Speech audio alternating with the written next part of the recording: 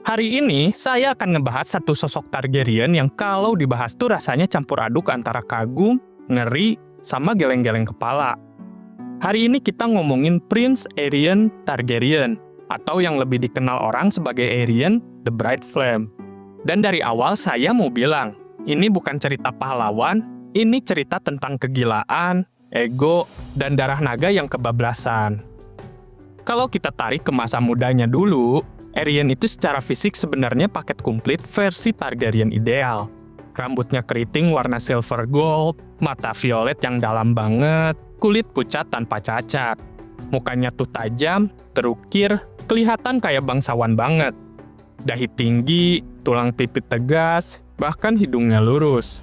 Kalau dia masuk ke ruangan, orang langsung tahu, oh ini darah naga. Dan Aerion sadar betul soal itu. Dia nggak cuma tampan, tapi dia tampil kayak penguasa. Pakaian yang dia pakai selalu mencolok. Merah, kuning, emas, warna api semua. Jubah hitam dengan pinggiran scarlet satin, beludur merah dengan lengan panjang menjuntai. Bahkan pas turnamen, surkotnya penuh motif asap dan api berputar, helm hitam dengan jambul api merah dari enamel, tombaknya bahkan berujung emas dicat garis merah oranye kuning. Kuda pun dia dandani, biar kelihatan kayak nyala api. Ini bukan sekedar gaya, ini pernyataan. Aerion pengen semua orang lihat dia sebagai api yang berjalan. Masalahnya, semua penampilan itu nutupin sesuatu yang jauh lebih gelap. Aerion adalah contoh paling jelas dari apa yang orang sebut sebagai Targaryen madness. Dia kejam, arogan, dan beneran percaya kalau dirinya itu naga dalam wujud manusia. Bukan kiasan, bukan simbolik. Dia percaya itu secara harfiah, dan kepercayaan ini bikin dia ngerasa punya hak buat ngelakuin apa saja. Katanya sih, dia juga sempat main-main sama sihir hitam, walaupun nggak pernah dijelasin sedetail apa. Tapi jujur aja, dari kelakuannya, kamu nggak perlu bukti ritual aneh-aneh buat tahu kalau kepalanya udah gak beres.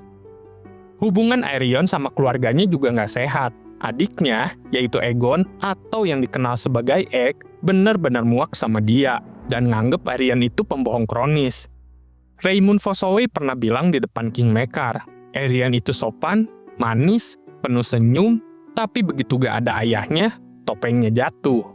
Prince Daeron, kakaknya sendiri, nyebut Aerion itu monster, dan ini bukan julukan lebay, ini penilaian orang yang hidup serumah sama dia. Aerion lahir sebagai anak kedua dari Prince Maekar Targaryen dan Lady Diana Dane. Kakaknya Daeron, adik-adiknya Aemon dan Aegon, plus dua adik perempuan yaitu Daela dan Rhae. Dari kecil, dia udah hidup di lingkungan darah naga, ekspektasi tinggi, dan bayangan kejayaan masa lalu Targaryen. Dia punya telur naga berwarna emas dan perak. Dan kamu bisa ngebayangin gimana obsesinya sama simbol naga itu? Tapi obsesi ini nggak berhenti di kagum. Ini berubah jadi delusi. Salah satu contoh paling ngeri adalah apa yang dia lakuin ke Aegon waktu masih kecil. Aerion pernah ngelempar kucing peliharaan Aegon ke dalam sumur. Dia bilang sih bukan dia, tapi ya semua orang tahu. Dan ada satu kejadian yang benar-benar nunjukin betapa rusaknya pikiran Aerion. Dia masuk ke kamar Aegon tengah malam, naruh pisau di alat vital adiknya. Sambil bercanda mau motong itu semua biar Aegon jadi perempuan dan bisa dia nikahi. Ini bukan cuma kejam, ini sakit. Ini level psikopat bangsawan. Lanjut ke turnamen turni di Ashford tahun 209 After Conquest. Disinilah Aerion mulai dikenal luas sebagai bajingan kelas kakap. Dia datang ke Ashford Meadow dan langsung salah ngira Ser Duncan the Tall sebagai bocah kandang kuda. Dia lalu nyuruh Dang untuk ngurus kudanya. Lalu ngetawain dia waktu Dang bilang dia adalah seorang kesatria. Tipikal Aerion, meremehkan siapapun yang gak kelihatan bangsawan. Tapi yang menarik, pas turnamen, Aerion awalnya kayak mau nantang Prince Valar, sepupunya sendiri. Tapi malah belok nantang Sir Humphrey Harding. Dan disinilah semuanya kacau. Pas turnamen adu tombak, bukannya ngarahin tombaknya ke perisai lawan, Aerion malah nurunin tombak dan nusuk kuda Sir Humphrey. Kudanya jatuh, nindih Humphrey, lalu kudanya mati sambil kesakitan. Dan lalu, kaki Sir Humphrey pun cedera parah. Secara resmi kejadian itu dibilang kecelakaan, tapi Egg tahu itu disengaja. dan sendiri susah percaya. Karena gimana ceritanya seorang kesatria dan pangeran bisa setidak kesatria itu?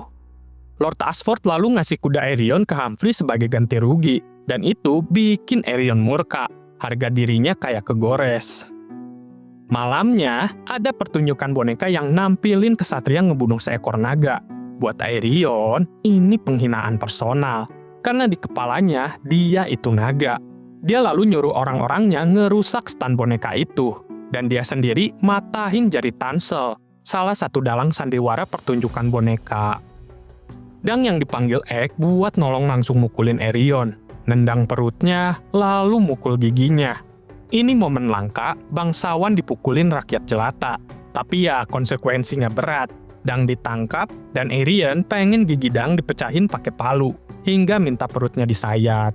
Kalau bukan karena Egg buka identitasnya sebagai Prince Aegon Targaryen, Dang mungkin udah mati. Di penjara, Prince Baelor datang ke Dang dan jelasin situasinya. Aerion nuduh pertunjukan boneka itu sebagai pengkhianatan terhadap House Targaryen. Itu adalah hasutan pemberontakan. Ditambah lagi, Prince Daeron bohong ke Maekar soal Aegon diculik. Posisi Dang makin parah, Aerion pengen kepala Dang, Baelor lalu menolak. Tapi tetap harus ngasih trial, dan Aerion minta trial of 7. Ini langkah yang licik. Dia tahu Dang susah buat cari 6 kesatria lain. Sementara dia punya Kingsguard dan darah naga di sisinya. Aerion bahkan nyuap Stephen Fossoway dengan janji lordship. Dan saat trial dilakukan, di pihak Aerion ada Prince Daeron, Prince Maekar, Stephen Fossoway, dan 3 Kingsguard. Di pihak Dang ada Prince Baelor Targaryen, 2 Humphrey, Raymond Fossoway, Robin Riesling, dan Lyanel Baratheon. Trial ini brutal. Aerion nusuk Dang, jatuhin dia dari kuda, tapi Dang gak nyerah. Dia pakai skill berantem jalanan ala Flea Bottom buat ngalahin Aerion, lalu mukulin helmnya sampai hancur. Pas Dang ngancem Aerion dengan belati, baru dia nyerah. Aerion bahkan dipaksa untuk ngulang tanda menyerah di depan Lord Ashford. Tapi semua hal itu harganya mahal. Baelor dan 2 Humphrey mati setelah trial tersebut. Setelah itu, Maekar lalu ngirim Aerion ke Lys. Harapannya sih, biar dia jauh dari Westeros. Dan yang terakhir, agar dia bisa berubah.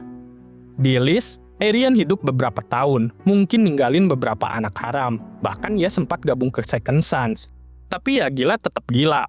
Dia balik ke Westeros, ikut perang Blackfyre Rebellion ketiga, dan dikenal karena tindakan-tindakannya di sana. Dia bahkan nyaranin Aegon Rivers untuk dieksekusi, namun Raja menolak untuk mengeksekusi Aegon Rivers.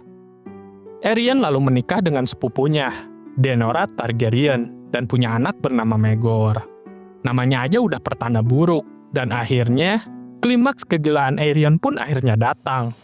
Di tahun yang sama ketika anaknya lahir, dia nekat minum wildfire, karena Aerion percaya itu bakal mengubah dia jadi naga. Tapi yang terjadi cuma satu, dia mati sambil berteriak keras, tragis, tapi juga ironis. Setelah kematiannya, ketakutan soal warisan kegilaannya begitu besar sampai anaknya dilewatin dalam Great Council. Nama Aerion terus jadi peringatan. Di Night's Watch, di King's Landing, di Dragonstone, sampai di Meereen, orang-orang nyebut Aerion sebagai contoh tentang apa yang terjadi kalau obsesi naga nggak dikontrol. Tampan, bangsawan, darah murni Targaryen, tapi monster. Dan kisah Aerion the Bright Flame ini jadi pengingat. Kadang api Targaryen bukan buat menerangi, tapi buat membakar segalanya, termasuk dirinya sendiri.